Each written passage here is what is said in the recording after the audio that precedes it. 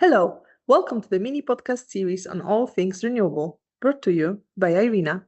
I'm Daria, your host for today. In this episode, we focus on the small island developing states, SIDS, and on their communities.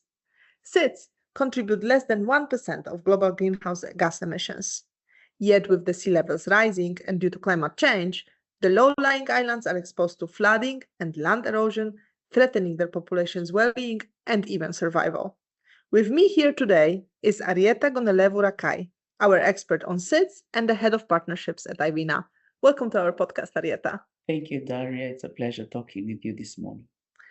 Thank you for joining us. So you've been at IRENA for quite a few years already, leading the work on SIDS.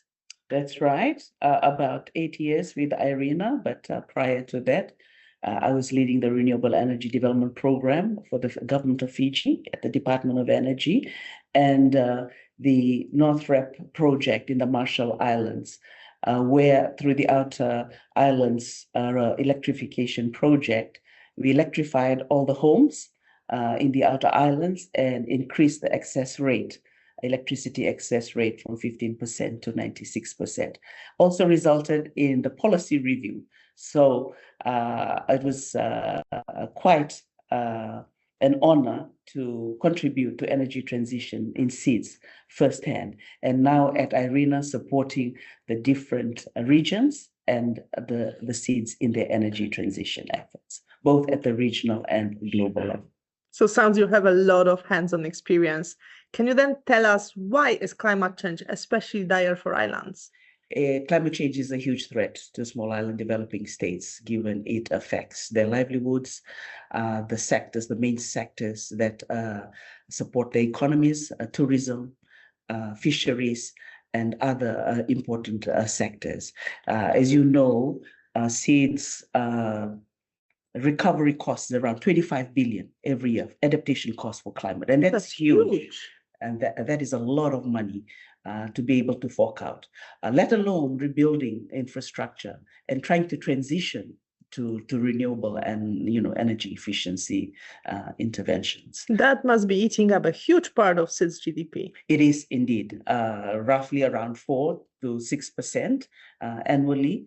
And given these natural disasters are recurring and intensifying every year, this is forecasted to increase in the next 10 to 20 years. Okay, and adding to that, food and fuel imports eat up 40% of the SIDS income. That is really a huge cost. That's right. And it's passed down to the customers where they are faced with the high electricity costs and they have to fork it out of their own pockets in addition to their own livelihood expenses that are already expensive. So how is the energy access levels in islands? Energy access level is good. It is about 94% on average globally, but we have about 3 countries that have least electricity access rates, Guinea-Bissau, Haiti, and Papua New Guinea. And we are right now in Papua New Guinea supporting them with their energy transition assessment and hoping that we can facilitate the increase in electricity access to their rural communities. Great. It's good to hear about action on the ground.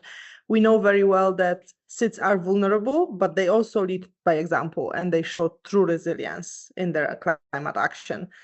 Yet, as the most vulnerable countries, they also need our support in their energy transitions. So what is being done on IRENA level and on global level, and what more can we do? Let me first acknowledge, SIDS leadership and political will. These are a group of nations that lead by example. They are the global voice in climate action.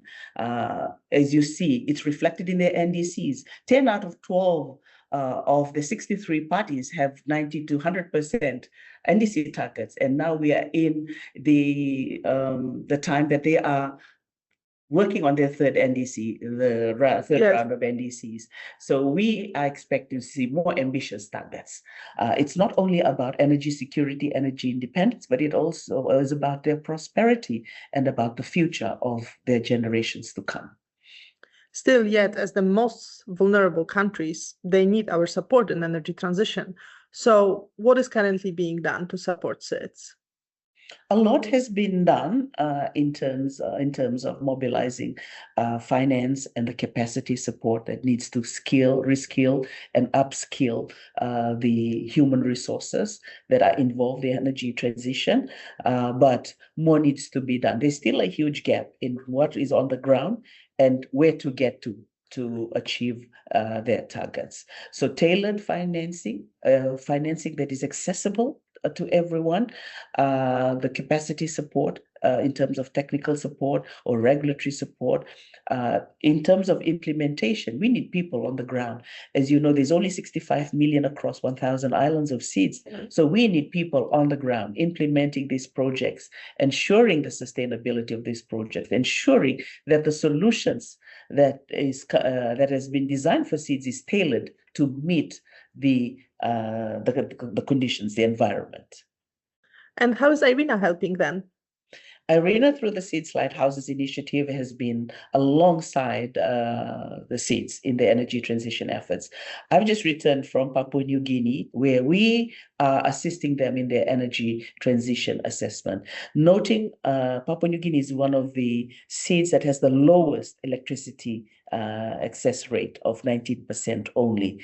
So wow. We are there to identify the priority areas and hoping that we will assist them in mapping the way to achieving their RE targets. That is 70% by 2030 and 100% universal access by 2050 with renewable energy and innovative solutions. In addition to that, we provide capacity building, increasing private sector participation, ensuring there is attractive power purchase agreements so that there's a market for the private sector to actively participate in the renewable energy sector of small island developing states. We're looking at socioeconomics, data and statistics, given that IRENA is the repository for RE data. Seeds look to IRENA for data and statistics that is needed for policy and decision-making processes. Resource assessment is another forte that we support them with, and technical analysis, whether it's grid integration, how much renewable energy can be integrated into the grid without compromising the stability. So these are some of the areas that we are supporting them with. Okay, the targets sound very ambitious, and for sure there's a lot of work behind it to both support them in reaching their targets, but also support the development of the communities on the ground and the empowerment of the local people. Absolutely, it is ambitious, but it is achievable.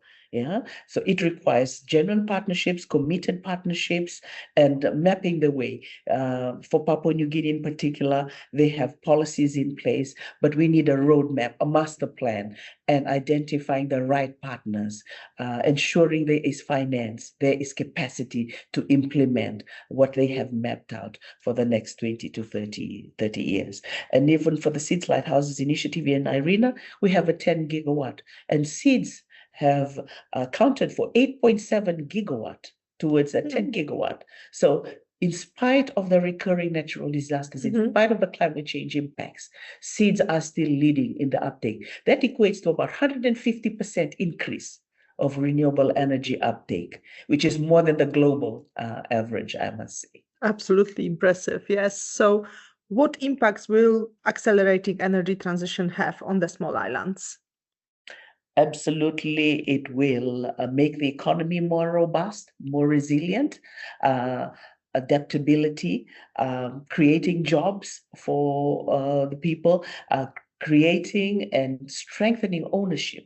Local ownership is very important to ensuring the sustainability of the projects in seeds, and entrepreneurship.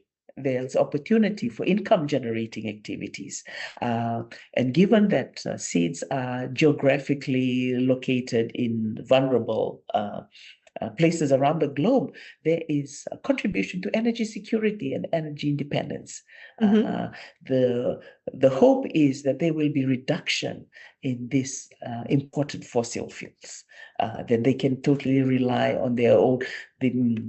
The abundant sunshine and renewable energy resources can be utilized to provide them the much needed electricity and energy that is needed, whether it supports the health services, education for the primary schools in the rural sector, small income generating activities for the women's group in a village. We need to build on that. And we need youths also to come in, because it's not only about us now, it is about the future. So the youths need to be involved, the children need to be involved, integrating it into the curriculum at all levels, primary and secondary schools as well as universities. So all of this will all come together when we transition to renewable energy now. Okay, so it sounds that SIDS are more than ready, but the transition won't become this reality without immediate actions by the development and international community to support it. Absolutely. SIDS need everyone on board at the same table, speaking with one voice. They need all your support. They need action now. Thank you so much. A pleasure having you today, Arieta. A pleasure talking to you, Daria.